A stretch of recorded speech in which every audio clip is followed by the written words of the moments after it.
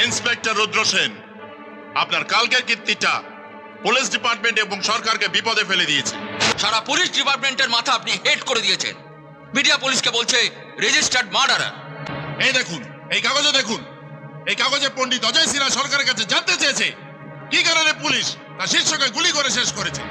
আপনি স্বীকার করুন যে রাগে আপনার মাথা ঠিক ছিল না, তাই ভুলবশত বন্দুক থেকে গুলি বেরিয়ে ওর বুকে লেগেছে।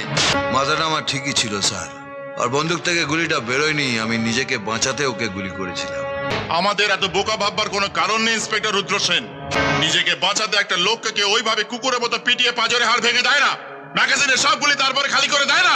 পুলিশের নিয়ম কানুন নিশ্চয়ই আপনার কাছে অজানা নয় মিস্টার রুদ্র সেন। আপনি নিশ্চয়ই জানেন যে হামলাকারীদের প্রথমে ওয়ার্নিং দিতে হয়, তারপর শূন্যে গুলি ছুটতে হয়, তারপর পায়ে। তাছাড়া আপনি তো আমাদের কন্ট্রোল রুমে ইনফর্ম করতে পারতেন যে আপনার জীবন বিপন্ন, আপনাকে বাঁচাতে হবে। বিরাট ভুল হয়ে গেছে। যখন মুন্না আমার দিকে বন্দুকটা উঠিয়েছিল তখন ওকে আমার একটা ওয়ার্নিং দেওয়া উচিত ছিল। এই বেটা, এই একদম গুলি চালাবি না। তা না হলে কন্ট্রোল রুমে একটা ফোন করা উচিত ছিল যে স্যার আমার জীবন বিপন্ন, জলদি জলদি আপনি ফোর্স পাঠান।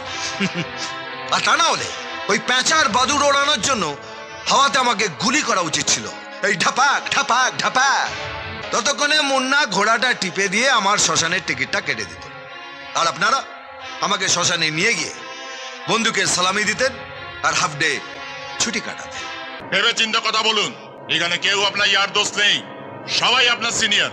আমার 14 পুরুষের ভাগ্য ভালো যে আপনাদের মতো কেউ আমার ইয়ার দোস্ত নেই। This is insulting sir. এরপরে যদি ইন্সপেক্টর রুদ্র সেনকে পুলিশ ডিপার্টমেন্টে রাখা হয় তাহলে ডিপার্টমেন্টকে আরো বড় ক্ষতির জন্য তৈরি থাকতে হবে। ওকে সাসপেন্ড করে ওর এগেন্সটে মার্ডার চার্জ আনলে তাহলে সবকিছু বজায় থাকবে স্যার। আপনারা আমার লবডঙ্কা করবেন।